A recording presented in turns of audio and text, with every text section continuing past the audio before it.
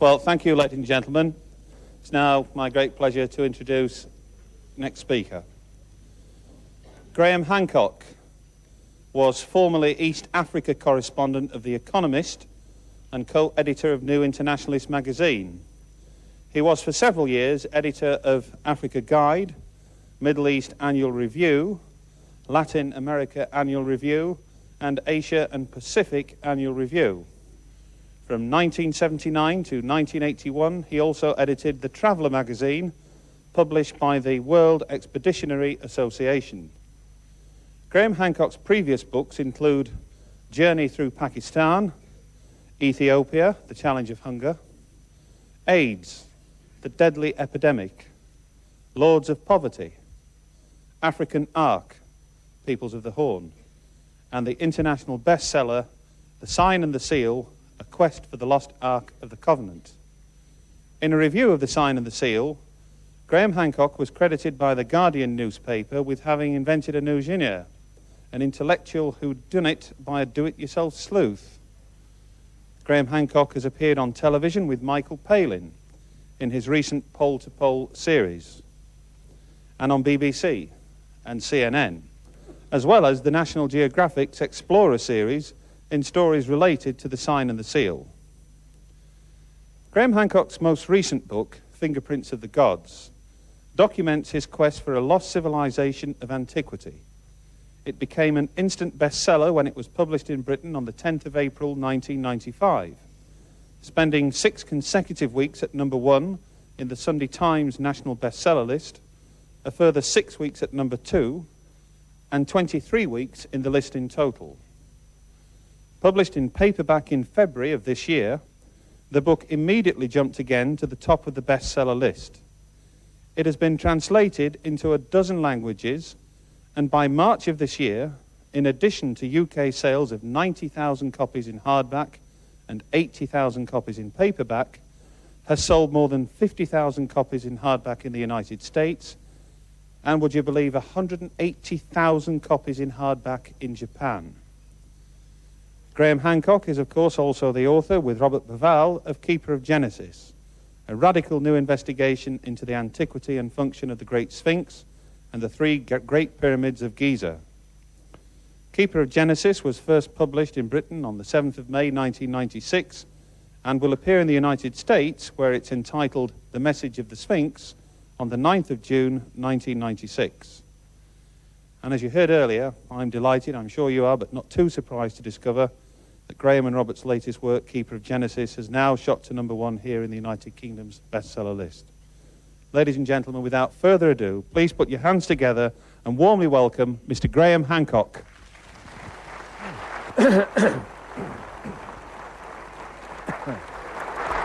Thank you, Graham.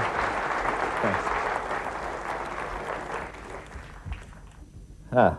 I've got volume here, have I? Yes. Thank you very much indeed for all being here today. I was just listening to what Graham Birdsall was saying about my past career, and I was thinking how I got into all of this from being a journalist working on The Economist. It actually happened because of repeated visits that I made to Ethiopia, and the claim that Ethiopia makes to possess the lost Ark of the Covenant. This claim was ridiculed by scholars, but as I began to look into it, I found that it rests on very solid foundations, and I ended up writing The Sign and the Seal. And that book, the research on that book, took me to Egypt, because of course the origins of the Ark of the Covenant lie in Egypt and in the exodus of the Israelites from Egypt. And when I went to Egypt and began looking into that civilization, I realized that I was confronted by an extraordinary mystery, a mystery that Egyptologists had never satisfactorily explained, or at any rate, if they tried to, their explanations certainly didn't make sense to me. I remember reading a book called Archaic Egypt by Professor Walter Emery, now deceased, but a great authority on his subject. And he drew attention to curious similarities between ancient Sumerian civilization in Mesopotamia and the archaic Egyptian civilization. And while he could find no strong evidence of a direct influence of ancient Egypt on Sumer or of Sumer on ancient Egypt, he found that these similarities couldn't be explained away as coincidence, and he put forward an interesting hypothesis. He asked, what if an earlier unidentified civilization, a remote third-party civilization, had influenced both Egypt and Sumer, passed down a legacy to both of them, and what if the similarities between these two cultures were explained by that remote common influence? And I thought this was a very interesting idea and one worth pursuing further. And in fact, more than anything else, it was that seed planted by Professor Walter Emery that led me to research and write Fingerprints of the Gods. I could not have written that book at all, or indeed developed in the direction that I have developed as a writer and researcher, if it hadn't been for my partner and wife, Santa Faya, whose photographs we're going to be looking at here. She's certainly been the most profound influence on my life. And I did some bad stuff back in the 1980s, which, when I look back on it, I regret it. But we have to live with our mistakes, and I'm very grateful to Santa for putting me right. Many other people also who I need to thank, and without whom Fingerprints could not have been written. Researchers, people working in the field of the mystery of the origins of civilization over the last 100 years or so, going back as far as Ignatius Donnelly, who wrote Atlantis, the Antediluvian World in the 1880s. More recently, Professor Giorgio de Santillana of the Massachusetts Institute of Technology, he's now also deceased, did wonderful work on the astronomical content of ancient myths, the amazing discovery that in some of the oldest myths relating to global cataclysms that have come down to us from remote prehistory, that in those myths is found detailed astronomical information relating to the phenomenon that I'll be discussing a little bit during this talk, known as precession of the equinoxes. Professor Charles Hapgood, whose Earth crust displacement theory and whose work on ancient maps, again, provides a clue to this lost civilization that exists way back in our past, and I'm quite sure that it does exist. And more recently, Rand and Rose Flemath, who've refined Charles Hapgood's theories of Earth crust displacement. And John Anthony West, a great man who spent 20 years trying to draw the attention of Egyptologists to the erosional features of the Great Sphinx and the implications of that erosion. And of course, my friend and colleague, Robert Bauval, with whom I have co-authored the new book, Keeper of Genesis. Robert's astronomical work on the Orion correlation between the pyramids and the three stars of Orion's belt is, in my view, the single most important breakthrough in this field, which has enabled the pyramids, mute for 4,500 years, to speak again and to speak in a comprehensible manner. I don't propose in this talk that I'm going to give on fingerprints today to go at all into the astronomical work that Robert and I present in Keeper of Genesis, because Robert will be doing that when he talks about Keeper of Genesis. But take it from me, the astronomy is really the key to this whole mystery. It's a way that some ancient people long ago, far more sophisticated and civilized than our historians would ever give credit for, found a way to communicate with the future, a way to wake up dormant memories in all of us, memories of that great golden age of mankind that is recorded in all our ancient myths. I'll start this talk just by looking at a few similarities, a few connections, bearing in mind what I said about Walter Emery and the theory of a remote third-party civilization. Let's extend that out from just the Middle East, from Egypt and Sumer, and let's look at connections between Egypt and the America. and the Americas, similarities that are ignored by scholars but are not explained by them. One issue concerns the face of the Great Sphinx, which we're looking at here. Robert and I are of the view, along with many of our colleagues, that the head of the Sphinx was recarved by the dynastic Egyptians, that the monument is many thousands of years older than the beginning of historic Egyptian civilization, and that it was probably originally lion-headed as well as lion-bodied, and that heavily eroded, millennially ancient leonine head was recarved into the face of a god by the early pharaohs of Egypt, perhaps at around 2500 BC, when Egyptologists think that the monument was actually created. What I want to draw attention to here is just a small point. It's pretty clear and well established that we're looking at the face of an African individual here, an African head. And I'd like to compare that with this African head, which is roughly the same size as the head of the Sphinx. It's an enormous piece of sculpture. When you stand beside it, it towers above you, and it weighs about 40 tons. The only problem with this African head is that it doesn't come from Africa at all. It comes from the Gulf of Mexico, and indeed was disinterred from the oldest archaeological strata in the Gulf of Mexico, in which it had been deliberately buried at around 13 or 1400 BC. We can say that it was buried then because organic material found alongside it has been carbon dated to that period. But I suspect the scholars may be making a mistake when they attribute this so-called Olmec head, the construction, the carving of the head, to that same period of, say, 1400 BC. It's a mistake in logic to assume that the head dates from the same period as the organic material that was buried with it. It's equally possible that it could have been a vastly ancient heirloom, a venerated treasure that was passed down over thousands of years until the time when this mysterious Olmec civilization, the supposed mother culture of Central America, also venerated it and buried it. I'm intrigued by the similarities of features between the face of the Sphinx and the face of this head. And by the way, we know nothing at all about the Olmecs. Not a single Olmec skeleton has ever been found. It's just a name that is applied to them. They're one of those mysterious high civilizations of antiquity, the origins of which are quite unknown. This also is an Olmec artifact, whoever the Olmecs were.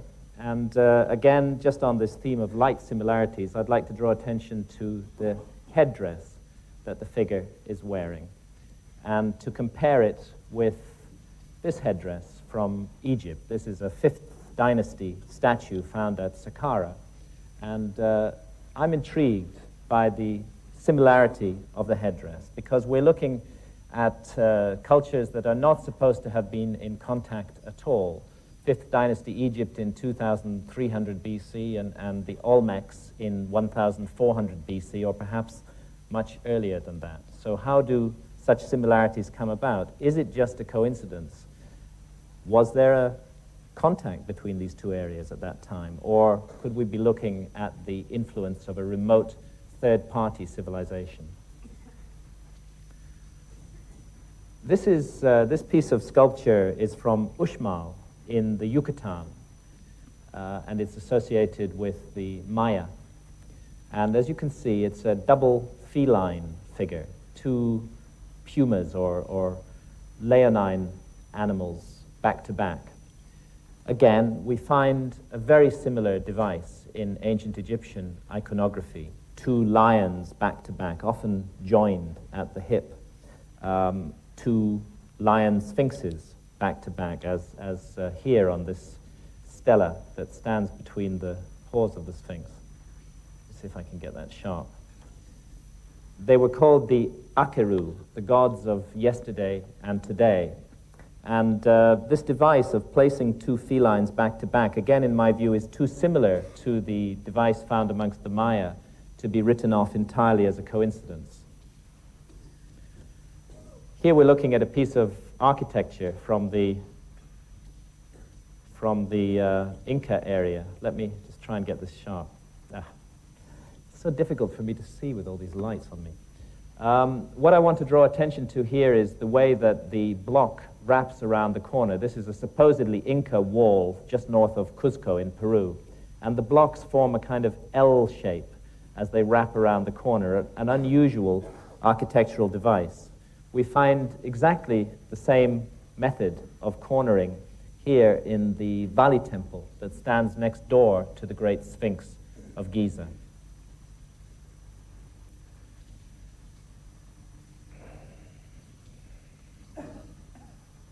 Excuse me, I'll get the hang of this in a minute. A method of joining two blocks of stone together.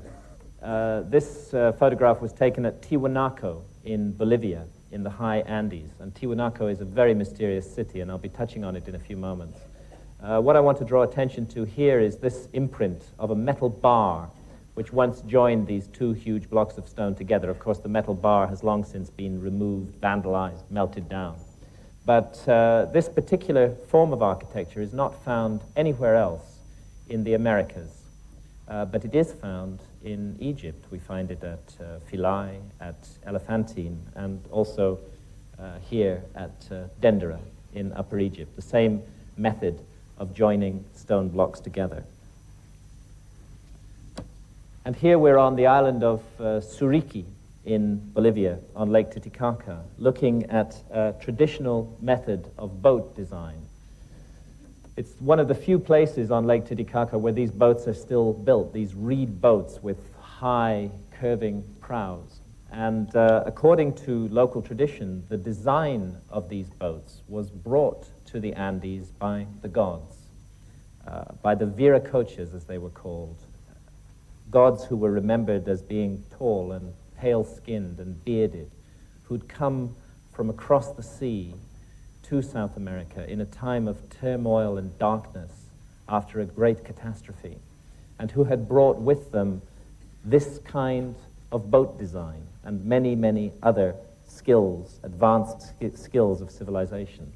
I'd like to compare this high-prowed boat with this design from ancient Egypt, the so-called solar boat of Khufu, which was found buried beside the Great Pyramid of Egypt off the southern face. It's much bigger than the boats on the Andes, but the design is eerily similar.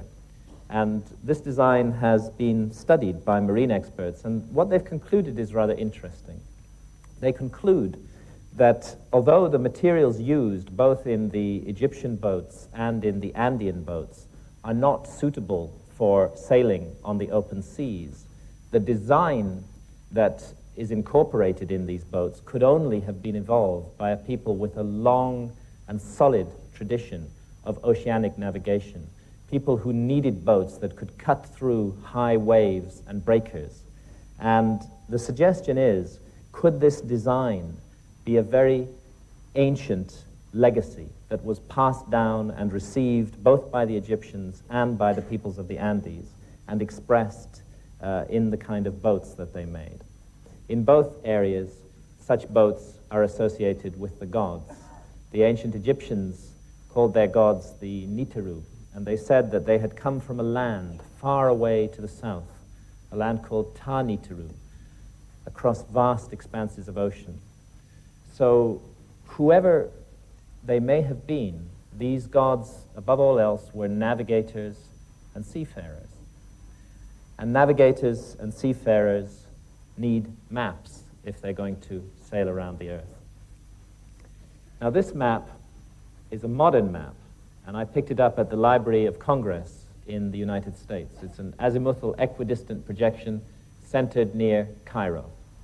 And in common with all modern maps, it incorporates a number of advanced features.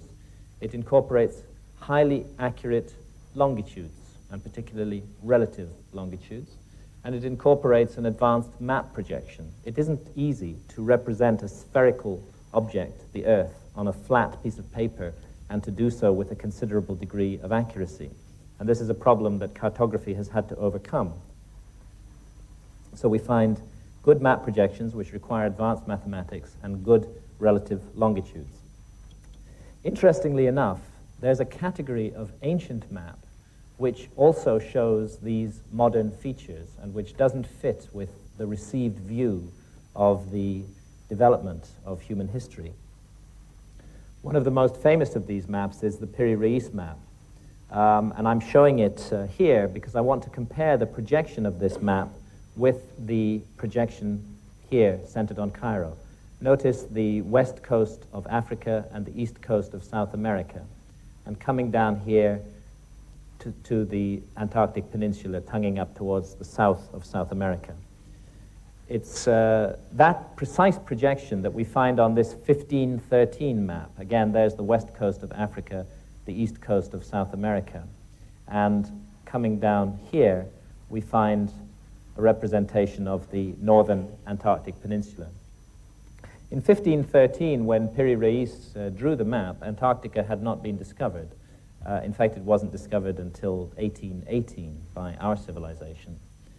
So there immediately is one anomaly on this map. And another anomaly is the mathematics used in the map projection. And a third anomaly is that it incorporates highly accurate relative longitudes.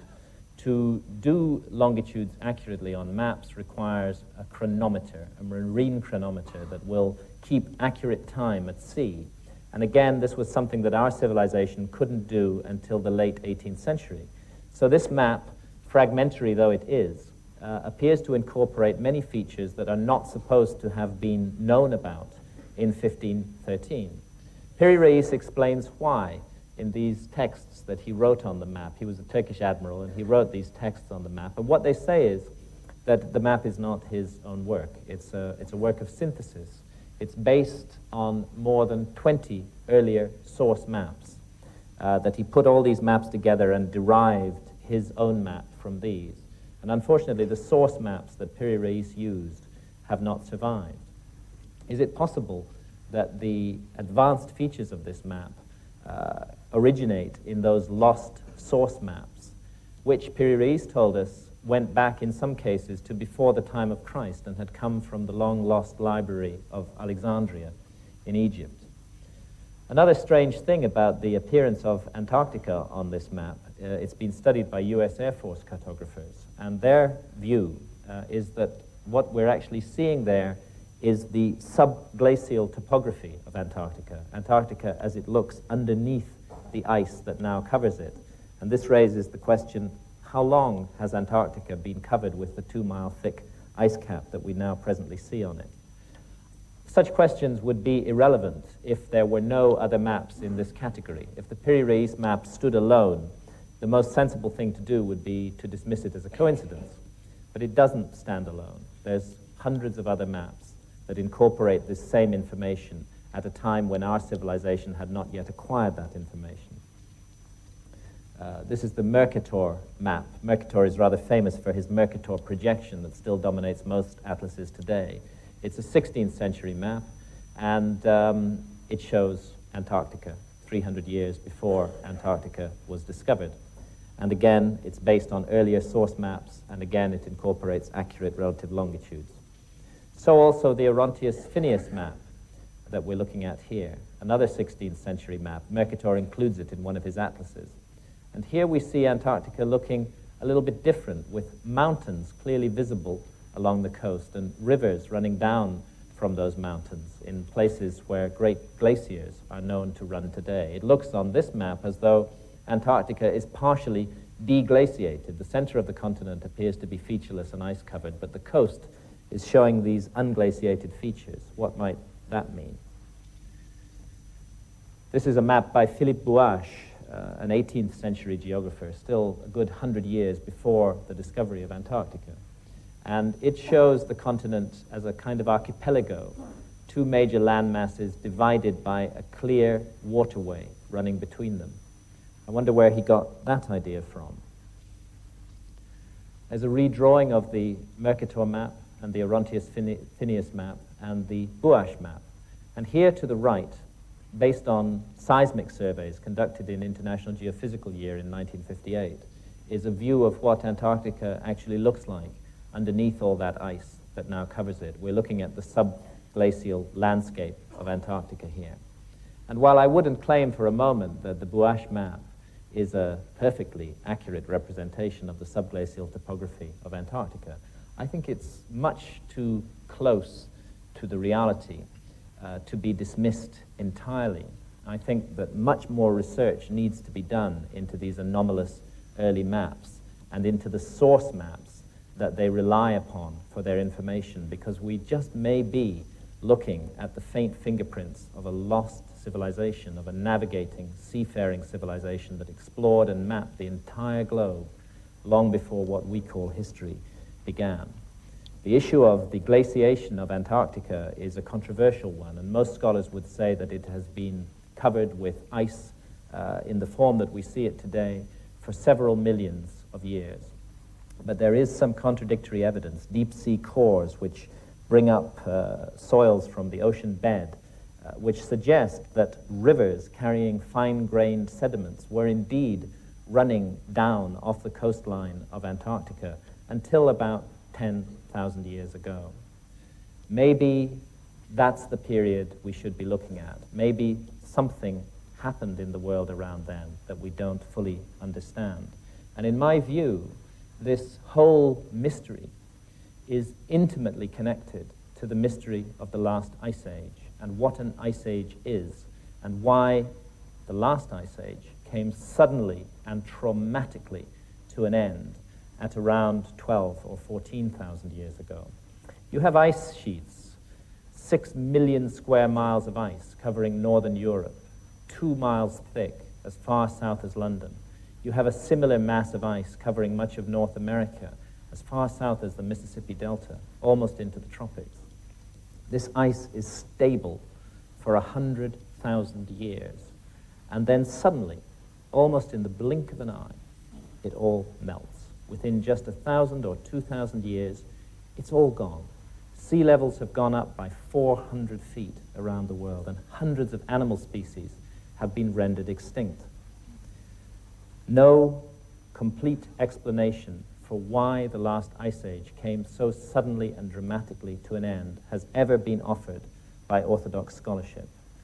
There are clear correlations with astronomical events, including, interestingly, the precession of the equinoxes, which I'll be talking about later. Interestingly, because many of the ancient myths of global cataclysm that I've analyzed in Fingerprints of the Gods incorporate precise information on precession. It's almost as though they're trying to tell us that there's a connection between precession and the ending of ice ages. And lo and behold, we've known for the last 20 years that there is a connection between precession and the end of ice ages. It's a correlation. We don't know what causes this ending of the ice age. I think that this is the period that should be looked at by scholars. This is the period that deserves much more detailed research than it's had. A period in which something awful happened to the Earth, something that brought about a dramatic, tumultuous change, a period in which the face of the Earth was almost literally wiped clean, and a period in which it's perfectly possible, perfectly reasonable to suppose that a high human civilization could have been almost entirely obliterated, leaving only a few survivors and only a few traces of itself for us to wonder at in later times.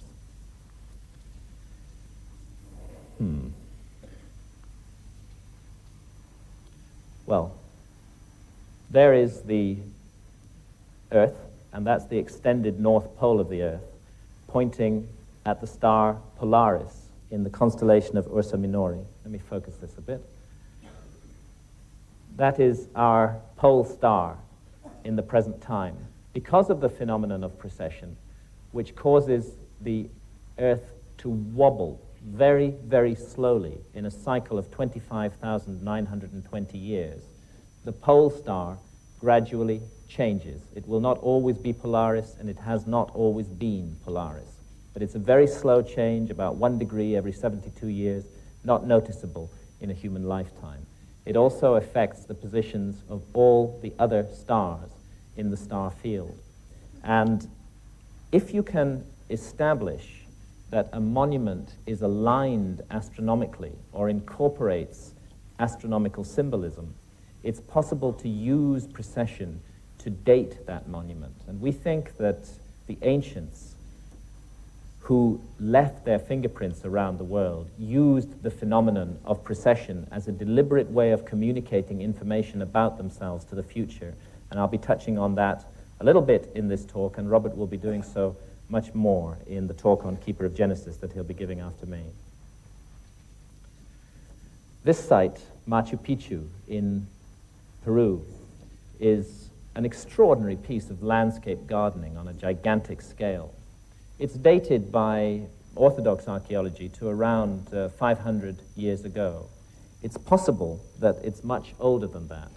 I won't go into the details here, but astronomers have studied the alignments of some of the features of Machu Picchu, and they've concluded that these were laid out thousands and thousands of years earlier than the Orthodox dating of the site. Another aspect that many of these sites have, in addition to intriguing astronomical alignments, is the use of enormous blocks of stone. We're looking here at a wall in a place called Sacsayhuaman near Cuzco, and the stone that I'm standing beside has been calculated to weigh 361 tons. In layman's terms, that's 500 Ford Sierra motor cars. It really beggars belief that this kind of work could have been done by a primitive people, to put together massive blocks of stone weighing hundreds of tons each, to align them to the stars and to join them together in these curious jigsaw puzzle formations requires amazing engineering and architectural skills. And I think that our historians and scholars tend to gloss over the implications of this much too easily. All around the world there are monuments like these, undateable by any objective technique, because you can't, as I said earlier, carbon date stone, which bear the fingerprints of a high technology in remote antiquity, or if not a high technology, at any rate a technology that we do not properly understand today. This is the Altiplano in Bolivia, in the high Andes, and I'm showing this photograph really to indicate how sparsely populated the Altiplano is, how few people live there at an altitude of more than 12,000 feet above sea level. It's not the kind of terrain that can support a large population. Crops are grown, but they come out of the ground stunted, and the yield is extremely low. As a result, very few people live on the Altiplano today. And there's a mystery in that, and a problem in that, and it's to do with the city of Tiwanaku, which stands on the Altiplano at an altitude of 12,500 feet above sea level. Here's a bit of Tiwanaku. This is the piece of Tiwanaku that's called the Pumapunku, and it consists of absolutely enormous blocks of stone. I mean, they're just unimaginably large. This piece has been calculated to weigh 400 tons. And I can't understand, I just don't see it within orthodox historical explanation, how at this altitude above sea level, 12,500 feet, where you cannot grow crops to support a large population who could haul those stones into place, and I don't know if 400-ton blocks could be hauled into place by anybody, how this could have been done at that altitude and in that location, and why it was done. I think that the city of Tiwanaku is one of the most mysterious sites in the world. In a way, it's the New World equivalent of Giza. It's a site about which there are far more questions than answers, and a site about which the dating needs to be seriously re-examined.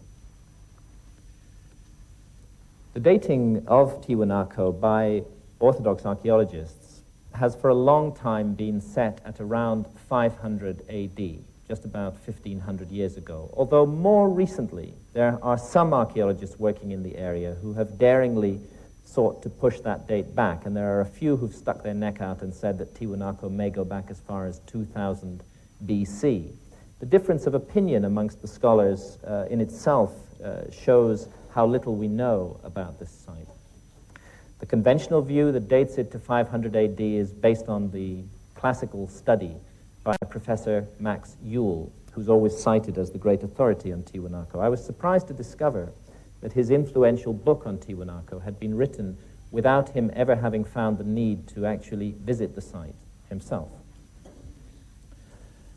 Another scholar also worked on the site, Professor Arthur Poznański from La Paz University, and he not only visited Tiwanaku, he lived there. He lived there for the best part of 50 years, and he took very careful measurements of every aspect of the site. And he studied in particular the astronomical alignments of the site. We're looking at one of the Tiwanaku structures, the Kalasa Sia here, photographed in the afternoon with the sun setting towards the west. There's another astronomical phenomenon that can be used for dating monuments, and it's called the obliquity of the ecliptic. The Earth has a tilt. The axis of the Earth is tilted, and this tilt, although not many of us know it, changes very slowly like that. It nods in space in a slow cycle of about 41,000 years. And the effect of the changing obliquity is to cause the sunrise, the position of sunrise at either of the solstices, the longest and shortest days of the year, to change very slowly along the horizon. And if you can establish that certain structures were aligned to a solstitial rising of the sun by a people who normally were extremely accurate in what they did, and if that alignment is out, it's suggestive of an older date for the site. Poznański, to howls of derision from his fellow scholars, pointed out that the solstitial alignments of certain monuments in Tiwanaku were out. And when he calculated the time when those alignments would have been perfectly exact, he came to around 12,000 years ago. And he suggested daringly that Tiwanaku might be the oldest city in the world, that it might originally have been laid out and aligned to the solstitial risings of the sun 12,000 or more years ago. Of course, his view is not accepted. It's universally ridiculed by our scholars. And yet there are aspects of the Tiwanaku site which strongly support the notion that it's extremely ancient. One of them is this monument, known as the Gateway of the Sun. All these names that are given to structures at Tiwanaku are entirely arbitrary because we know nothing about the people who built Tiwanaku. When the Spanish first arrived in the Andes, they asked the Incas, "Did you build these monuments?" And the Incas laughed.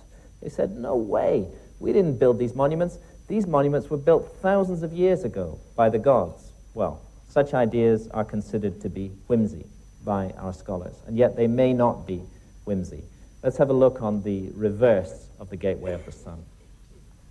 And what I want to draw attention to here is this feature, this frieze that is carved on the reverse of the Gateway of the Sun, and this particular aspect of it here. I don't think I'm hallucinating. I think that I'm looking at two large ears, two eyes, a trunk, and two tusks. In other words, I think that I'm looking at the face of some sort of elephant. If I am looking at the face of some sort of elephant, then there's a real problem with the dating of this site, because there have not been any elephant-like creatures in the New World for a very long time. In fact, you have to go back to around 10,000 BC, around 12,000 years ago, to find a creature that fits that bill. And that creature, here's a biological reconstruction drawing of it, was called Cuvier. It was one of those great Ice Age mammals that became extinct suddenly and dramatically at the end of the last Ice Age. Could we be looking at a drawing, a carving of Cuvier done from life long before history began? And here, another ancient piece of stone from Tiwanaku.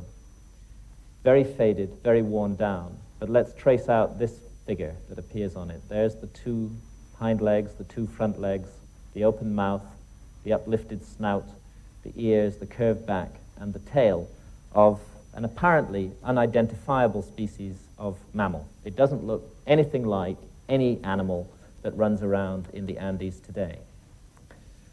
But it does look very like an extinct mammal, and that mammal was called Toxodon. There's a biological reconstruction drawing of Toxodon. And Toxodon, like Cuvier, became extinct at around 12,000 years ago, and prior to that had been found plentifully in the area of Tiwanaku. With these kind of carvings and the astronomical dating done by Poznański, I think there's a prima facie case for a complete re-examination of what Tiwanaku might really be and how old it might be and what it might mean. And there is other evidence that points in that direction as well. We're looking at Lake Titicaca here and at one of those reed boats. And Lake Titicaca today is 12 miles away and 100 feet lower than Tiwanaku. And yet, even Orthodox archaeologists agree that Tiwanaku was built originally as a port on the shores of Lake Titicaca. There's massive harbor constructions to be found at Tiwanaku, and there's really no doubt that it was built as a port. So the question is, how long does it take a lake like Lake Titicaca to recede in depth by 100 feet and 12 miles away from the edge of the city of Tiwanaku? I discussed this problem with geologists from the British Geological Survey working in that area. Oddly enough, they didn't know about Tiwanaku, but they did know about Lake Titicaca. And they told me that that amount of recession of that particular lake would have taken at least 10,000 years. So another science, geology, is pointing to a far greater antiquity for the city of Tiwanaku than is accepted by our scholars today. Finally, from Tiwanaku, I want to draw attention to this figure. It's assumed to be, and it probably is, an image of that legendary god, Viracocha, who came with his demigods, the Viracochas, to South America long, long ago, who's remembered in all those myths. Again, it's a very worn piece of stone, but the goatee beard of this figure, this rather extravagant goatee beard, is quite easy to make out. That's how Viracocha is described in all the legends, a tall, pale-skinned, bearded figure. And his description does not fit in any way the description of the indigenous inhabitants of that region. Indeed, the description of these Viracochas and the memory of them was so strongly held in South America that when the Spanish under Pizarro arrived to loot and rape and destroy the culture of South America, to wipe clean the memory banks of mankind in South America, to our loss, I may add, they were not initially opposed. It was assumed that they were the Viracochas returning, and because the Viracochas had been remembered as good people, bringers of civilization, it was mistakenly assumed that these European pirates were also good people. Well, we know now that they were not, and that they've cost us dear in what they did in South America, leaving us only fragmentary evidence to go by. Precisely the same problem occurred in Central America, in Mexico. There was also a memory of a tall, pale-skinned, bearded god. He was called Quetzalcoatl. He too had come from across the sea in a time of darkness, in a boat that moved by itself without paddles. He too was remembered as a civilization bringer and associated with the ending of a great flood. And in South America, in Central America, as in South America, the Spanish, in that case under Cortés, were again initially welcomed because they were assumed to be Quetzalcoatl and his demigods returning. This memory of pale, bearded figures who do not look like Central American Indians is reflected in many stone carvings that are found in the earliest archaeological strata of Central America. I'll just show you a few of those bearded faces here from Monte Alban, and here a bearded figure with obviously not Central American Indian features from the Olmec area along the Gulf of Mexico. This figure would be dated at least to 1300 BC and may, on the same reasoning as those Olmec heads, be much older than that. The slide has not dropped there, but never mind. There's another bearded figure, again from Monte Alban.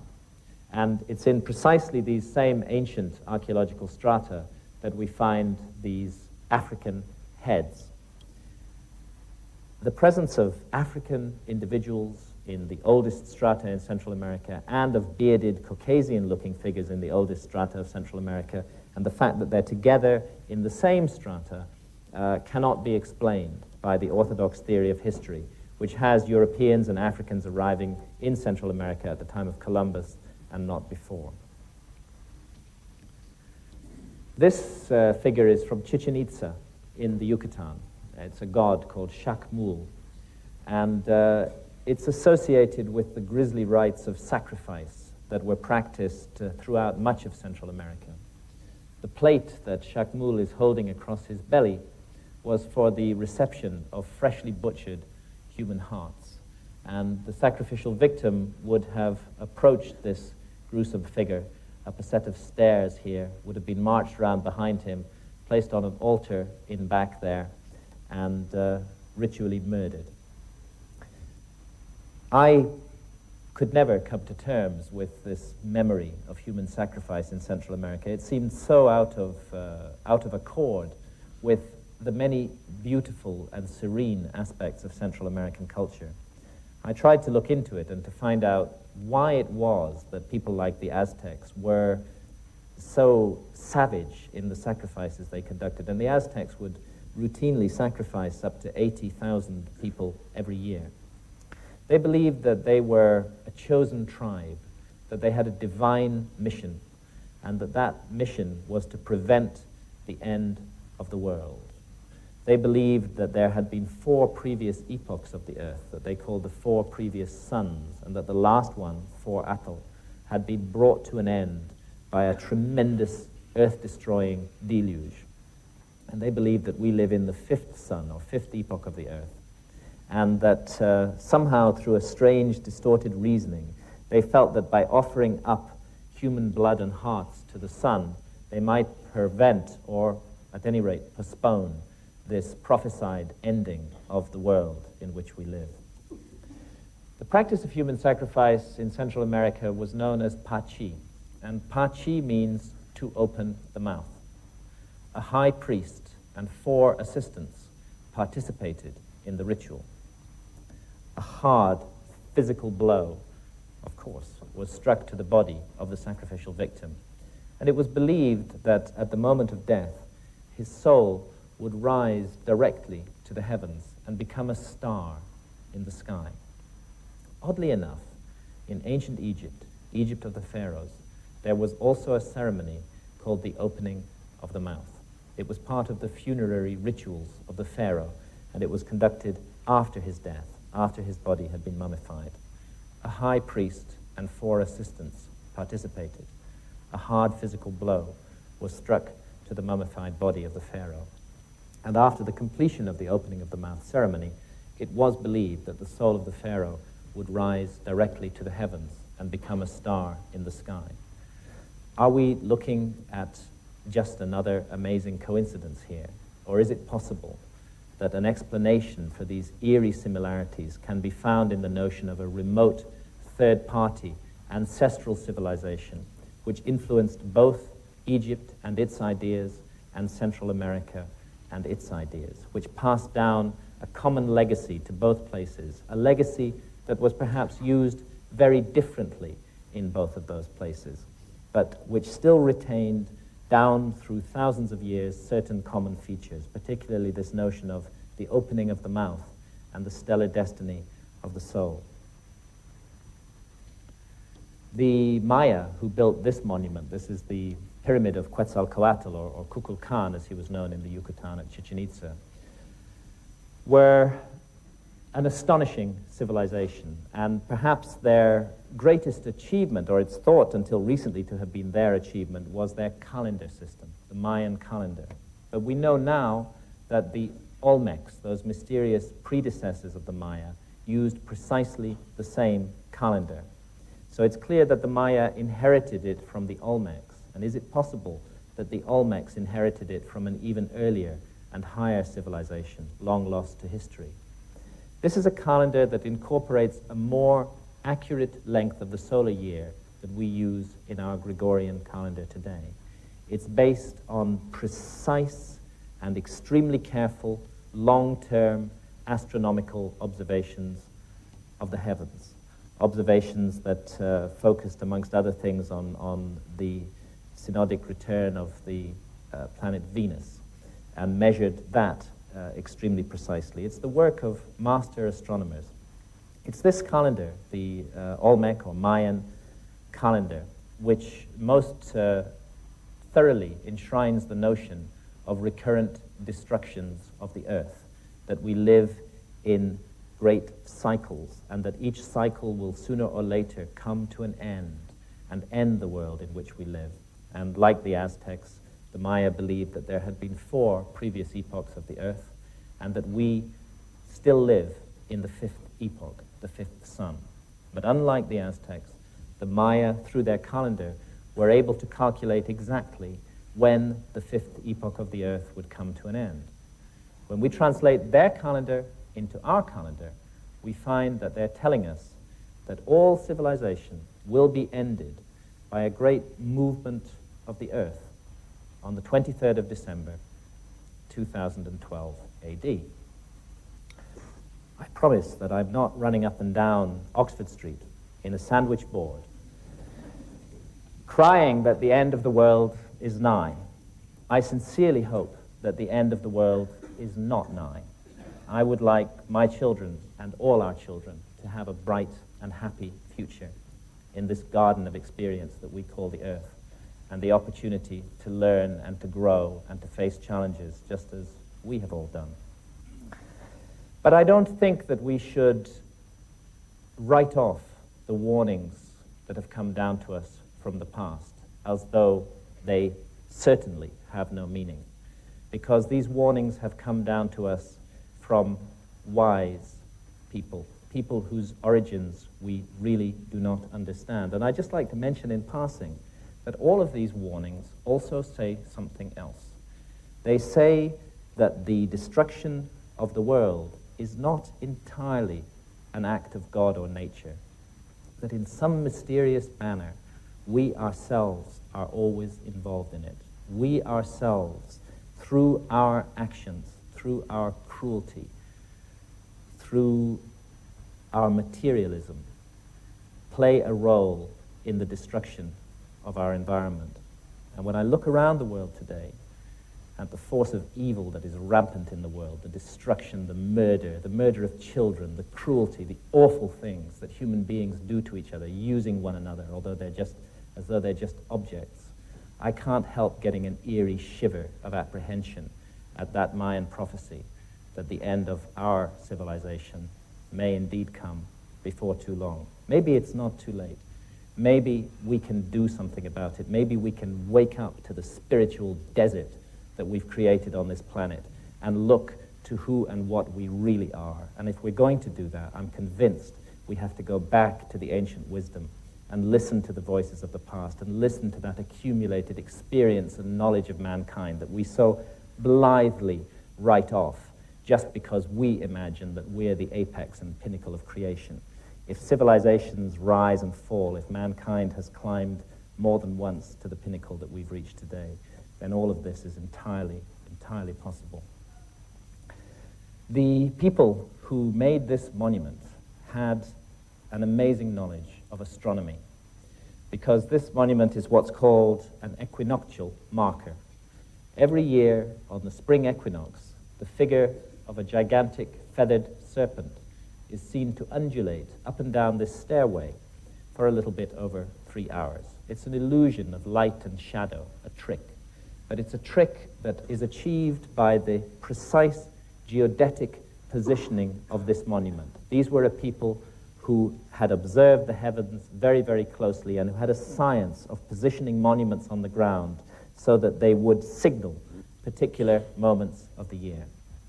No mean feat, and not something that we should regard as the work of primitives. We're looking at the great city of Teotihuacan in Mexico, just 35 miles from Mexico City Airport. Richard Hoagland, in his talk earlier on, referred repeatedly to the importance of latitude 19.5 degrees north. Perhaps it should come as no surprise that Teotihuacan stands on latitude 19.5 degrees north. It's an extraordinary and mysterious place. Very little is known about it. It's thought to be about 2,000 years old. It was already vastly ancient when the Aztecs came across it, overgrown and in ruins, and they, attaching to a thread of ancient tradition, gave it the name Teotihuacan. And Teotihuacan means the place where men became gods. Somehow there's a suggestion that these pyramids, the pyramid of the sun here and the pyramid of the moon, as they're arbitrarily called, were connected or involved in a process that led to the spiritualization of human beings. And hold that thought, because precisely the same idea is connected to the pyramids of Egypt, of far-off Egypt. Mexican tourists looking down the so-called Way of the Dead from the Pyramid of the Moon at the Pyramid of the Sun in Teotihuacan. The Way of the Dead has recently been researched by archaeoastronomers, and they've concluded that it's a terrestrial diagram of the Milky Way, that it represents the Milky Way on the ground. Also interesting because in the ancient Egyptian system of ideas, as Robert will be explaining in much more detail later, the River Nile was seen as the terrestrial counterpart of the Milky Way, the winding waterway in the sky. And a closer look at the Pyramid of the Sun. Its base is almost identical in length to the base of the Great Pyramid of Egypt, but its height is a little bit shorter. But both monuments have a number of things in common in addition to their pyramidal shape. And what they have most in common is the mathematical value pi. Pi is a little bit over 3.14. And it's the formula that we need to use in order to calculate the circumference of any circle or sphere from its radius. If we know the radius of a circle, all we have to do is multiply it by 2 pi, and we'll get a precise printout of the circumference of that circle. In this case, if you take the height of the Pyramid of the Sun and multiply it by 4 pi, you get an exact printout of the perimeter of the base, which is odd because the Central American peoples are not supposed to have had any knowledge of such abstruse mathematical ideas as pi. Pi is attributed by our scholars to the Greeks. The discovery of pi is attributed to the Greeks, and the Central Americans and the Egyptians are not supposed to have had any knowledge of this kind of mathematics. Yet we find pi incorporated with great precision into the dimensions of the Great Pyramid of Egypt, the last surviving wonder of the ancient world, which is at least 4,500 years old, perhaps older, and which long predates any Greek civilization. Egyptologists don't dispute that pi is found in this monument, and it's found in precisely the ratio that we need to calculate the circumference of a sphere from its radius. If you take the height of the Great Pyramid and multiply it by 2 pi, you get an exact printout of the perimeter of the base. The Egyptological theory on this is that it happened by accident, that the Egyptians or whoever built the pyramid incorporated pi in it by accident. It was just one of those things. And in Egyptological theory, it has to be an accident because they cannot accept that the pyramid builders had knowledge of advanced mathematics.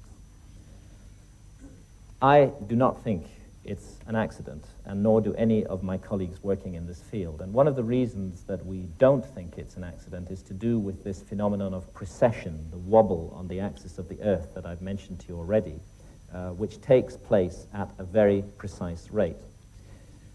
I'm going to need to explain this in a little bit of detail. It involves some numbers. When you take the height of the Great Pyramid and multiply it by a particular value, by 43,200, you get an exact printout of the polar radius of the Earth.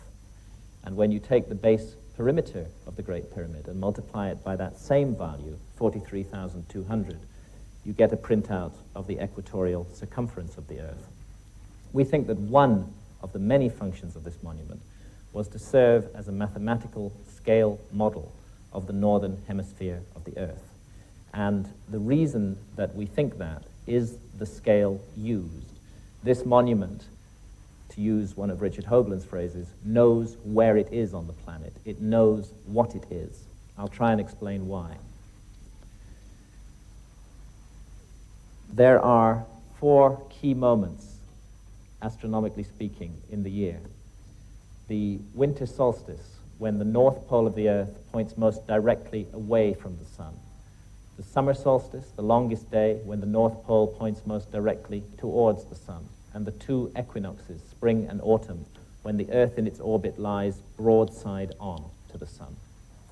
It's an accident of the cosmos that in the plane of the Earth's orbit around the sun, which astronomers call the ecliptic, but of course at a vast distance away in space, are distributed 12 famous constellations.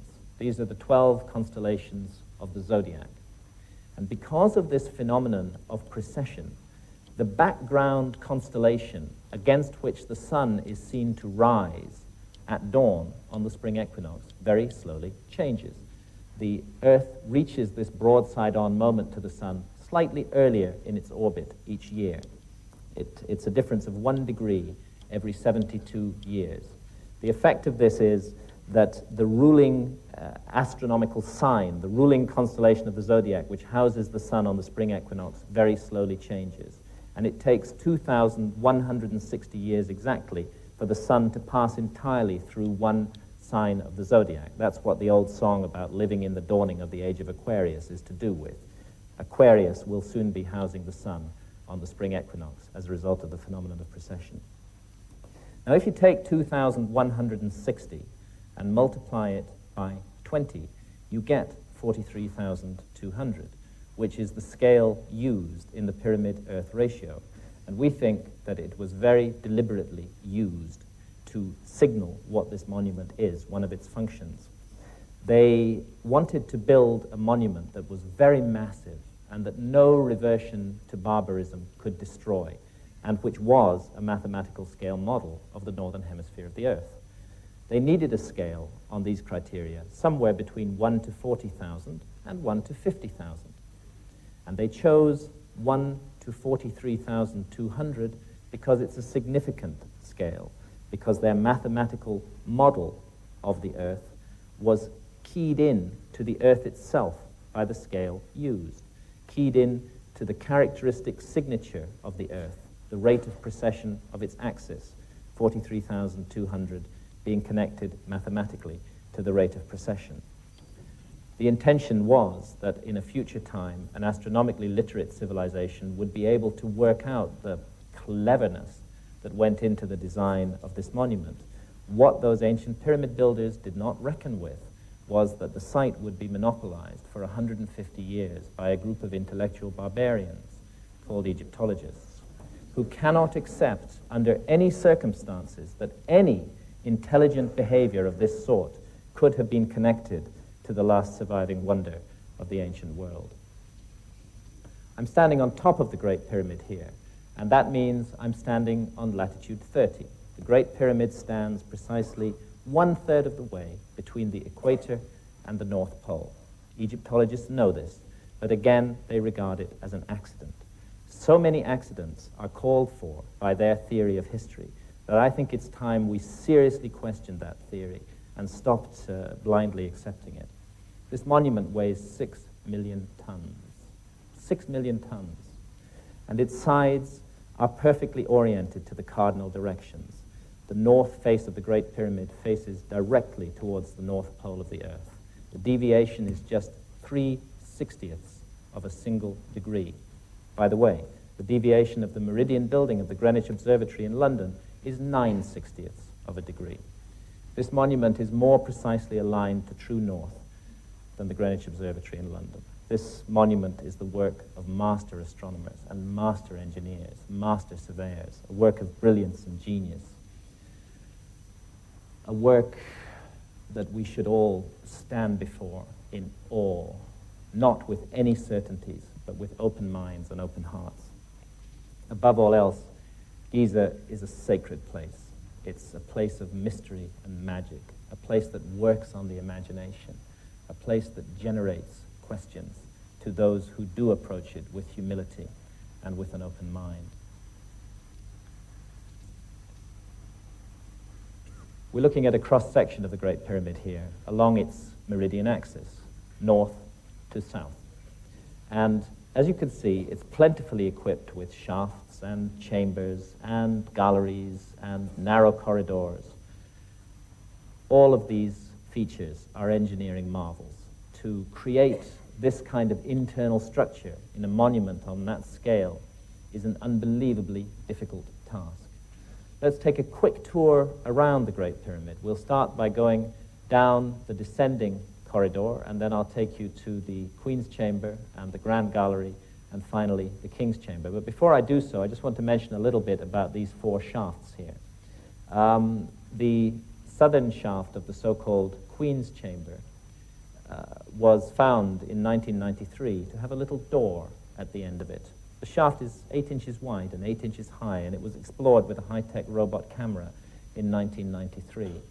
And as soon as that door was discovered, the research into the shaft was stopped in a most sinister and extraordinary manner.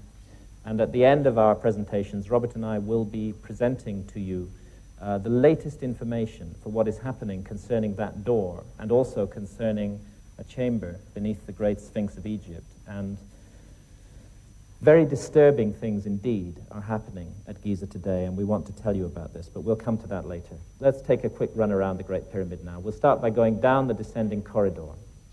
The descending corridor is perfectly straight. In fact, it doesn't vary by more than 1/4 of an inch from perfectly straight along its entire 350-foot length. It's 3 feet 5 inches high and 3 feet 5 inches wide.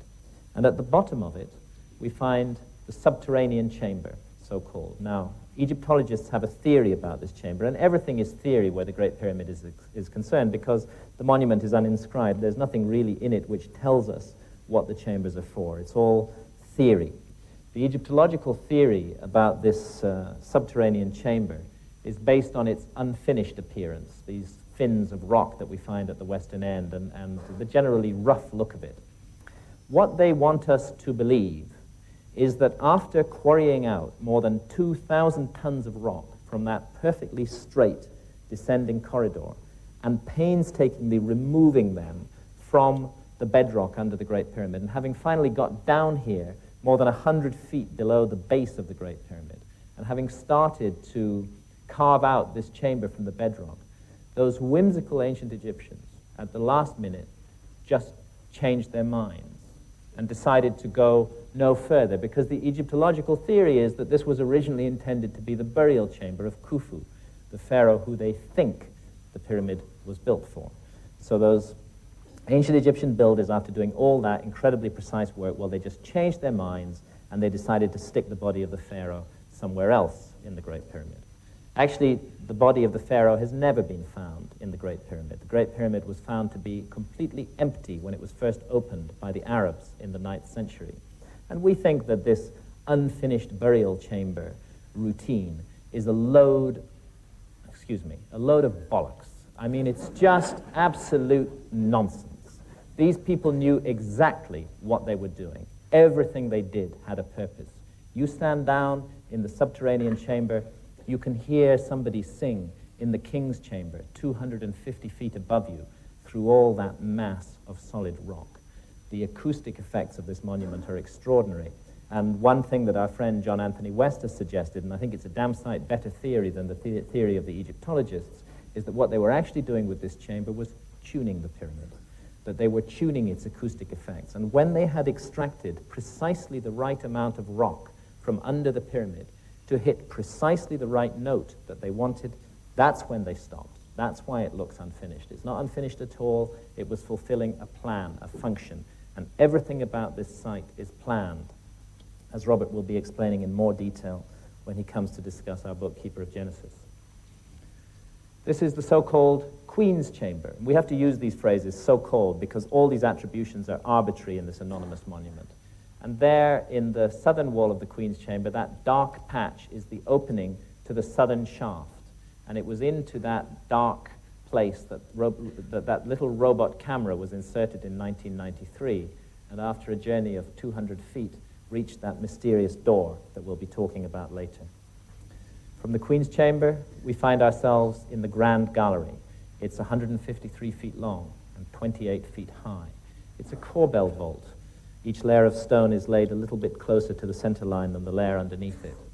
and it bears around it millions of tons of pyramid. Remember, this is a monument that's at least 4,500 years old. I'm sure quite a few people in this room have been inside it and have walked up that grand gallery. It can be a little claustrophobic, but one thing you're sure of, when you're in there, you're safe. It's not like modern jerry building, where buildings fall down after 30 years. This is a work of architectural grandeur on an amazing scale, of architectural brilliance. To create a monument on this size and scale with a wonderful gallery in the heart of it like this, in the middle of an earthquake zone. There was a very bad earthquake there in 1992. It didn't touch the Great Pyramid at all. It caused massive disasters in Cairo, but the pyramids were unhurt by it. So again, we're looking at the work of geniuses when we look at architecture like this. Come to the top of the Grand Gallery, and you find yourself in the so-called King's Chamber, where Egyptologists assume, on no evidence, that the body of Khufu, that 4th dynasty pharaoh, was buried. We have to allow this chamber to speak for itself, and the way that it speaks is through the language of mathematics. It's a perfect 2-by-1 rectangle, for example. It's 34 feet 4 inches in length and 17 feet 2 inches in width. The half diagonal of the floor is equivalent exactly to the height of the chamber. So it's a sort of mathematical symphony in solid stone. And the stone used, by the way, is granite, which is interesting, because there is no granite in the area of the Giza pyramids. The pyramid, main body of the pyramid, is made of local limestone, but the granite came from far away. The nearest granite is 500 miles to the south, and this pink granite came from Aswan in Upper Egypt. There are precisely 100 blocks making up the wall of the king's chamber, and some of those blocks weigh as much as 70 tons each, brought 500 miles from the south and then raised to 150 feet above the ground, supposedly by technological primitives. Does it make sense? I don't think it makes sense. Again, we're looking at a work of genius here. Now then, there I am in the supposed sarcophagus of Khufu. I mean no irreverence to Khufu, but I don't think he was ever buried in this supposed sarcophagus. I don't think it's a sarcophagus at all. Robert and I have studied the meaning and the purpose of the pyramids in great depth in our new book, Keeper of Genesis, and we think, and there's a great deal of evidence for it, that whatever else they were, these monuments were used by many pharaohs in an amazing initiation ceremony that cultivated the power of knowledge in their minds and the spiritual dimension of their lives. And everything suggests that this plain granite box at the western end of that anonymous chamber high up in the body of the Great Pyramid was the culminating point of this initiation ceremony, when the pharaoh sought in his mind to go beyond death, to reach out for the life of millions of years that is spoken of in the ancient Egyptian texts. What I actually want to draw attention to here is the way that this box was made. Granite is a very hard stone, as many of us are aware, and anybody who's ever worked stone will know that you cannot cut granite with copper tools. And the ancient Egyptians of the Pyramid Age are supposed to have just become familiar with copper. More interestingly than that, it's become clear that this box and many other granite artifacts like it were not made by using abrasive drills, by using abrasion, sand, to gradually wear away the granite. They were made with tubular drills, a drill in the form of a tube which cut down into the granite, and then the drill core was knocked out with a hammer, and then another tubular drill was brought down beside it, another drill core was created, that was knocked out, and so on and so forth. The first real study of this was done by a great Egyptologist, Flinders Petrie, at the turn of the century, and he found many granite drill cores lying around Giza and at other sites in Egypt, and he did a close examination of these drill cores. You can learn a lot from a drill core, because the tooth marks of the drill are still embedded in it. And what he learnt really disturbed him, because this was a man with a very orthodox conclusion about the origins and nature of Egyptian civilization. And yet he couldn't explain this. When he analyzed the cut marks in those drill cores, he found that these tubular drills had been descending into the granite with a pressure of more than 2 tons being applied to them from above. Now, how do you do that with copper into granite? How do you apply a 2-ton pressure without the whole mechanism buckling and failing to do the job? It just can't be explained in the orthodox view of history. A colleague of ours, Chris Dunn, who's a machine tool maker from Danville Metal Stamp in the United States, has been re-examining these drill cores quite recently. And he's come to an astounding conclusion, which I'll simply report to you without going further than that. His analysis of the cut marks suggests that whatever drills these people were using were cutting into the granite 500 times faster than modern power drills. I prefer the opinion of a machine toolmaker to the opinion of an Egyptologist when it comes to drilling matters, and I think Chris Dunn's views on this deserve further consideration. This is the so-called burial chamber of Menkaura, the third of the supposed 3 pharaohs who built the 3 great pyramids at Giza. The pyramid of Menkaura is the smallest of the 3 great pyramids, although it's still well over 200 feet tall. If we are to follow Egyptological logic, then we must conclude that this chamber was built by a certain B. Wilson. That this is not the pyramid of Menkaura, it's the pyramid of B. Wilson. And the reason that we have to conclude that is because they apply that logic to the single piece of writing that was found inside the Great Pyramid of Egypt. Above the king's chamber, there are 4 so-called relieving chambers, and in those some graffiti was found, very crudely daubed graffiti. And some of that graffiti bears the name Khufu, and also another name, Khnum Khufu. And like drowning men leaping at straws, Egyptologists have concluded that because that graffiti is there, it means that the Great Pyramid was built by Khufu. I don't think that a little piece of graffiti in a chamber hidden away inside the Great Pyramid is a very solid piece of evidence to attribute such an important monument to a particular pharaoh. As a matter of fact, those graffiti may well have been a forgery, but even if they, by the original discoverer, Howard Vyse, but even if they aren't forgeries, it's just not enough for us to attribute the monument to Khufu on the basis of such slim evidence. Where B. Wilson wrote his name, we see a curved roof. It's a sort of barrel vault, and these are granite blocks that form the ceiling, and they were hollowed out from underneath. It doesn't look very prepossessing, but when you get above it, you begin to realize the construction problems that were involved in making this roof. There I am on the top end of those ceiling beams. This is how they look above. And I want to make clear there's no way that these blocks were lowered down from above, because this is an entirely subterranean chamber. And the only way it can be reached is through a long corridor system that finally culminates in the chamber. So all of these blocks were brought in through that long corridor system. They weigh 20 tons each. And as you can see, there's hardly room for me to crouch in the area where they've been placed.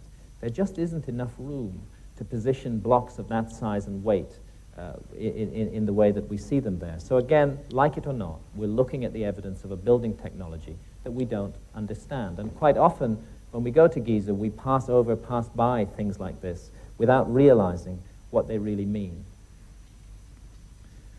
If I can get it into focus, we're looking down on the Great Sphinx of Egypt from the side of the Great Pyramid. The Great Sphinx, as Robert will explain, faces perfectly due east. It's oriented precisely to due east.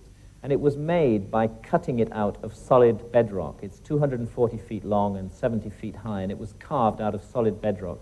The core body was isolated by removing this trench of rock around it, and those rocks that were cut away from the core body were then sawn up into blocks, and those blocks were erected in front of the Sphinx in these 2 so-called temples, the Valley Temple and the Sphinx Temple. They're also entirely anonymous monuments, like the Sphinx, and actually, to be honest, we don't really know what their function is.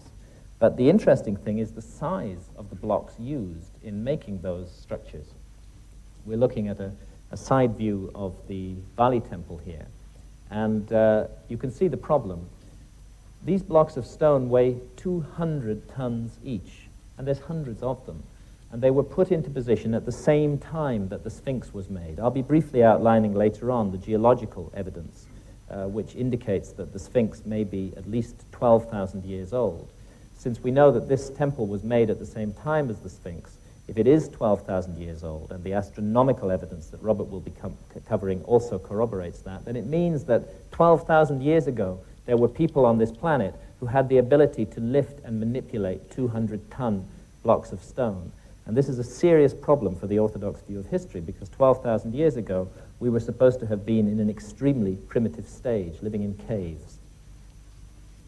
There's one other place in Egypt where you find these bare stone anonymous monuments using vast blocks, very similar to those of the Valley temples. And this is the Osirion in Upper Egypt, near Abydos. It lies at a level 50 feet below surrounding temples. But because there is a temple of Seti I nearby, albeit 50 feet above it, archaeologists have deduced with their characteristic brilliance that this amazing structure must have been made by Seti I. There's no evidence for that. On the contrary, all the evidence suggests that it belongs to the same category of architecture as those mysterious temples at Giza, and that it may be as old as they are, that we may be looking at a 12,000-year-old monument here. And that's why it's interesting that it was always called the Osirion. It was associated with Osiris, with the high god Osiris, who the ancient Egyptians remembered as having come to their country in a remote period that they called Zeptepi, the first time, thousands of years before history began, bringing the gifts of civilization with him. There are many images of Osiris in Egypt. Here's one that's actually carved in that Seti I temple that I just talked about. And as you can see, he's a conspicuously bearded figure. In fact, Osiris and the symbolism of Osiris has much in common, and I've gone into this in some depth in Fingerprints of the Gods, with the symbolism of Viracocha and of Quetzalcoatl. My bet is, in all these figures, we're looking at memories of the survivors of a great lost civilization who settled in various parts of the world and whose mission was to keep the light of their knowledge burning and to find a way over millennia of barbarism to pass that knowledge down to the future, perhaps even to our own time, perhaps even to us today. As I said, Osiris was remembered by the ancient Egyptians as having come in the first time, long before history began. You talk to Egyptologists about Egyptian history, and they will tell you that they know far more about the history of Egypt than the ancient Egyptians did themselves. This arrogant statement has been made in print by several Egyptologists, and yet the Egyptological chronology of ancient Egypt is based entirely on ancient Egyptian records such as these. This is the king list of Pharaoh Seti I at Abydos, and he's showing his young son, Ramesses II, a list of all the kings of Egypt who'd ruled before their time, together with the lengths of their reigns. And the notion that we have of 30 dynasties of Egyptian pharaohs is based on this king list and on other king lists like these. On the opposite wall of the same temple is another list, which again is matched by many other lists that the ancient Egyptians passed down. And this is a list of a mysterious group of beings called the Shemsu Hor, the followers of Horus, who were believed by the ancient Egyptians to have ruled in Egypt for thousands of years before the first pharaoh of the first dynasty took the throne. The followers of Horus, who retained a memory of the divine origins of their civilization, whose mission was to pass that memory down to the future, and who were attributed by the ancient Egyptians themselves as the guardians of the wisdom legacy that ancient Egypt inherited. These references to the first time, to the followers of Horus, to this remote prehistoric period when the gods came to Egypt, are found again and again in the oldest scriptures of mankind, carved on the walls here of a 5th dynasty pyramid, the Pyramid of Unas at Saqqara. These are called the pyramid texts, and they were compiled roughly in the epoch of 2500 to 2300 BC. They contain repeated references to this mysterious period, the first time.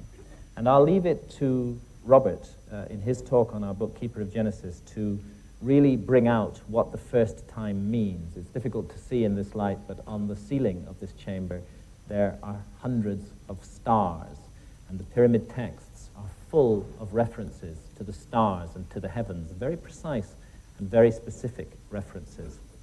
What we think is that astronomy can be used to arrive at a precise date for the first time, as Robert will be showing you. Astronomy relating to these monuments on this profoundly astronomically aligned site. This photograph was taken at the winter solstice with the sun overhead the pyramid of Menkaure. And just a little bit on the Sphinx. When we say the word Sphinx, we're actually speaking the ancient Egyptian language, because Sphinx is a corruption through Greek of the ancient Egyptian phrase Sheshep Ankh. And Sheshep Ankh means living image, living image. But the question is, whose living image does the Sphinx represent? Egyptologists think they know the answer to this question.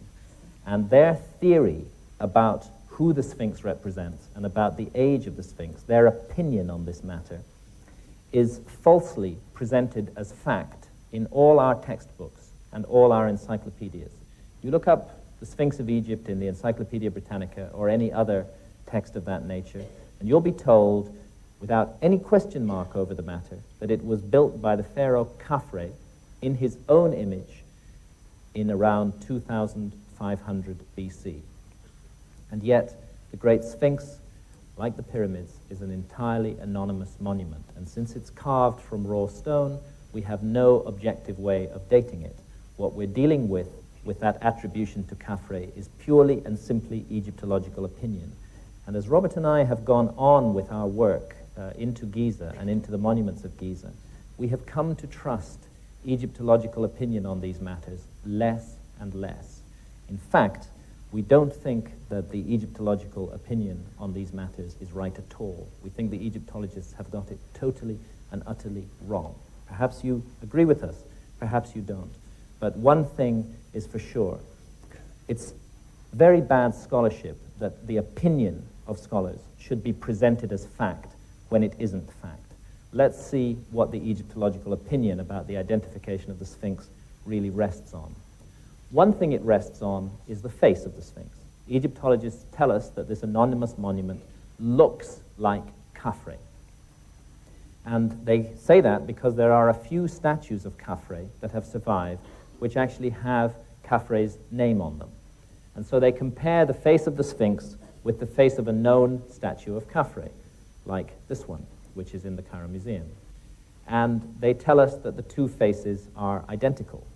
Well, we don't see it that way. We don't think that the two faces look similar at all. We think they look very different, but don't take our word for it, and don't take the word of Egyptologists for it. The person who really is an authority on faces is somebody like a police forensic artist, somebody who's made a lifetime study of the similarities and differences between faces.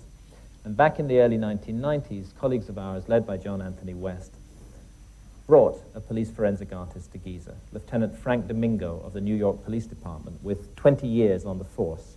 And he did a very careful point-by-point identikit comparison of the face of the Sphinx and the face of Khafre. And here are some of his drawings. What he concluded is that he just couldn't understand why Egyptologists were under the impression that the Sphinx looked like Khafre. He saw no resemblance between the two faces at all, and when he compared key angles of the faces, he concluded, he swore an affidavit to this effect, that whoever the Great Sphinx's face represents, it certainly does not represent the face of Khafre. The angles of the face are completely different, and he in fact concluded that the Great Sphinx represented an individual of an entirely different race from Khafre. Okay, so that dismisses the facial similarity view that Egyptologists wish to foist on us. What else do they base their attribution of the Sphinx to Khafre on? They tell us that there are certain texts around Giza which say that the Sphinx was built by Khafre. Let's look briefly into this issue. Let's start with a text that was found at Giza which says very definitely that the Sphinx was not built by Khafre. This is the so-called inventory stela, which stands neglected in a corner of the Cairo Museum today. According to Egyptologists, the inventory stela is a work of fiction. It's an ancient Egyptian novel, which we have to ignore. And why do we have to ignore it? The reason we have to ignore it is because it doesn't fit their theory. The inventory stela tells us that the Sphinx was already standing and already remotely ancient when Khufu, the predecessor of Khafre, came to the throne. And if the inventory stela is correct, then the Egyptologists must be wrong, and Khafre could not have built the Sphinx. But, say the Egyptologists, the inventory stela doesn't date from the same period as the Sphinx, and this is true. The inventory stela dates from about 1,200 years after the orthodox dating for the Sphinx. The orthodox dating for the Sphinx is 2,500 BC, and this stela belongs to the period of 1,200 BC, or perhaps a little bit later. They say, since it's not contemporary with the Sphinx, we don't need to pay attention to it. But yet, with that amazing double standard for which Egyptologists are the world leaders, they base their attribution of the Sphinx to Khafre on another piece of text, which also is not contemporary with the Sphinx, and in which, in fact, dates from the same period as the inventory stela. They base the attribution of the Sphinx to Khafre on this stela, which is called the Dream Stela, and it was put up by Pharaoh Thutmose IV to commemorate a restoration campaign that he undertook on the Sphinx. And on this stela, amongst many other interesting texts which Robert will review, there is one single syllable, kaf. And because of that single syllable and nothing else, the monument is attributed to Khafre by Egyptologists. They wish us to believe that Thutmose was telling us that Khafre had built the Sphinx, that he was commemorating the building of the Sphinx by Khafre. He might equally well have been telling us that Khafre was an earlier restorer of their attribution of the Sphinx to Khafre on another piece of text, which also is not contemporary with the Sphinx, and in which, in fact, dates from the same period as the inventory stela.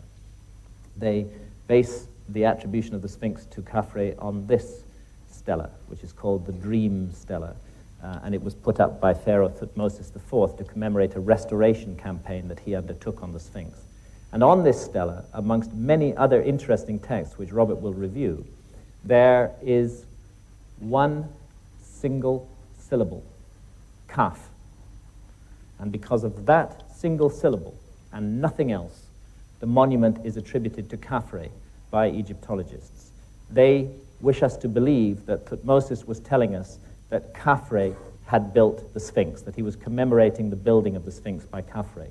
He might equally well have been telling us that Khafre was an earlier restorer of the Sphinx, or he might not have been referring to Khafre at all, because it's just a single syllable kaf.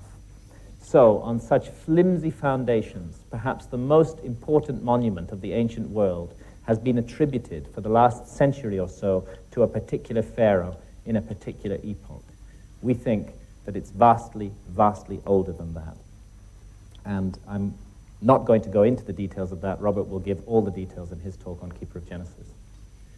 But what I will briefly mention is the geology. Between 1991 and 1993, the Sphinx was studied by Professor Robert Schoch of Boston University, a leading geologist and one of the world's recognized specialists in the weathering of limestone. And he was brought to the site by our colleague John Anthony West, who had noticed these curious erosional features on the side of the Sphinx, and particularly prominently on the trench of bedrock out of which the Sphinx is cut, which obviously was made at the same time as the Sphinx. This undulating profile, this scalloped undulating profile, and these vertical fissures that run down through the rock could not have been caused by sand erosion, and they could not have been caused by wind erosion. They could only have been caused by one thing, and that is exposure to a very, very, very long period of heavy rainfall. And Professor Robert Schoch has put his reputation on the line, and he's subsequently been endorsed in this matter by hundreds of fellow geologists and opposed by very few, when he says that what we're looking at on the Sphinx, these, by the way, are later restoration blocks, what we're looking at on the Sphinx and on the surrounding trench is classic precipitation-induced weathering. The problem is that in 2500 BC, when the Sphinx is supposed to have been built, Egypt was as bone dry as it is today. The climate conditions did not exist then, and they have not existed since, to cause this kind of weathering around the Sphinx. The last time that sufficient rains fell in the eastern Sahara to have caused such weathering, when the Sahara Desert was still green, was around the end of the last ice age, focusing us back again towards that period, that mysterious period when the ice age came suddenly to an end around 12,000 years ago. Sooner or later, as you go around the world, as I did, looking at these sites, at the myths, at the monuments, at the memories that have been passed down, at the fingerprints of what becomes more and more real as a great lost civilization, you have to begin to ask yourself, if I'm finding the fingerprints, where is the body? Where is the rest of this civilization? Why do we find so little? And I'm convinced that the answer to this question lies in the cataclysm that brought the last ice age to an end. And as I said earlier, the ending of the last ice age is an enormous geological mystery, and we do not really understand what brought it to an end. But when you have millions of square miles of 2-mile thick ice melting in just a couple of thousand years, you are by definition looking at a cataclysm. We live on a planet that revolves around a star. In fact, the Earth is revolving around the Sun at 66,600 miles per hour, which means that we've traveled well over 70,000 miles tonight while I've been talking. If you stand on the equator of the Earth, you're spinning with the rotation of the Earth at 1,000 miles per hour. And our planet is subjected to the gravitational pull of the moon that circles around it, and of neighboring planets in the solar system, and of the sun itself. With all this massive rotational centrifugal activity, once you become conscious of it, you begin to realize how fragile our environment may really be. And back in the 1950s, a radical theory was proposed to explain the end of the last ice age by Professor Charles Hapgood in the United States. And Hapgood's theory of Earth crust displacement was endorsed fully at the time as to its physics by Albert Einstein. The theory has never been accepted by orthodox geologists, and I'm not sure if it's right, but I think it's worth consideration. Broadly, what Hapgood and Einstein were arguing is that from time to time, the entire outer crust of the Earth can move, shift in one piece around the body of the Earth. And when this happens, land that is in cold parts of the planet, close to one or other of the poles, and thus naturally covered by ice, is moved cataclysmically into warmer parts of the planet, and thus naturally melts very, very rapidly. And at the same time, land that's in warm parts of the planet is shifted into colder parts of the planet. And as I said earlier on, the work on Earth crust displacement that Hapgood and Einstein did has subsequently been refined in a very interesting manner by Rand and Rose Flemath in Canada, whose book, When the Sky Fell, I would urge everybody to read, because it's the most detailed analysis of the Earth crust displacement theory. What this theory offers is an explanation for the sudden ending of the Ice Age. Broadly speaking, it happened, Einstein said, because of the asymmetrical distribution of ice around the poles, the massive buildup of ice at the poles, and all these spinning rotational forces. Sooner or later, a trigger moment is reached, and the precessional wobble of the Earth comes into it, which causes all that asymmetrically deposited ice, that massive weight of ice, to exert sufficient thrust on the crust of the Earth to set the whole crust in motion. And such an idea does explain how we lose a whole civilization, indeed how we lose a whole continent on which such a civilization might have grown up. Because according to the Earth crust displacement theory, the continent of Antarctica, which features in all those ancient maps, was not 17,000 years ago where it is today. Prior to the displacement of the crust, it was much further north, and the Antarctic Peninsula would have been entirely deglaciated and would have offered a comfortable environment for a high civilization to grow up.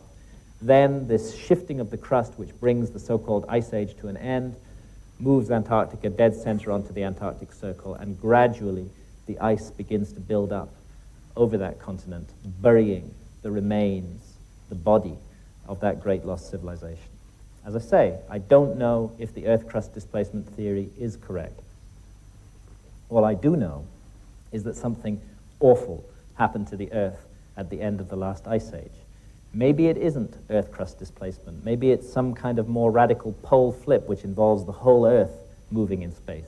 Maybe it's something to do with our cosmic environment. Recent evidence has come out of a giant comet striking the Earth at around that period, at around the 10th millennium BC. And such a comet, scientists are now seriously arguing, may have been at the root of the worldwide traditions of deluge and disaster that I review in Fingerprints of the Gods. And, well, if we're not all busy exploring Australia from 599 pounds, many of us might have been aware that an enormous meteor recently whizzed by the Earth at a very close range. Such a meteor, were it to strike our planet, would have the capacity to set in motion a nuclear winter, to end civilization as we know it, to force us all to begin again, those of us who survived. The earliest surviving mention of the lost continent of Atlantis was passed down to us by the Greek philosopher Plato. And Plato got his information, he said in the Timaeus, from Solon, an earlier Greek philosopher. And Solon, in turn, and lawmaker, got his information from an Egyptian priest, a priest of Sais in the Delta. And what that priest said, referring to records going back more than 9,000 years before his time, was this. He said that our Earth is periodically visited by a gigantic cataclysm, and that every time this happens, mankind is forced to begin again like children, with no memory of what went before. And I suspect, I really do, that that's what we are. We're a species with amnesia. We're children who've forgotten our own parents. But those parents who were destroyed in that great cataclysm at the end of the last ice age, I'm now certain that some of them did survive, and that they settled in places like the high Andes, and most prominently of all in Giza, where the three great pyramids and the great Sphinx stand. And they, Robert and I are now convinced, found a way to pass down the memory of who they were and of the special, wondrous knowledge that they had to the future. They found a way to wake us up again. They created a kind of alarm clock for the planet, a beacon that would draw people towards it, and at the right time, when conditions were right, would wake us up. And when I look around the world today, amidst all the turmoil and killing and disaster, I also see a sign of hope. I see a great awakening of consciousness amongst open-minded people everywhere. I think that ancient beacon is working. I think the message that it has sent down the ages is beginning to come through loud and clear. And what Robert and I have tried to do in Keeper of Genesis is get to grips with the beginning of that message, begin to decode it, as Robert will be telling you when he gives his talk in about 10 minutes' time. Thank you very much indeed.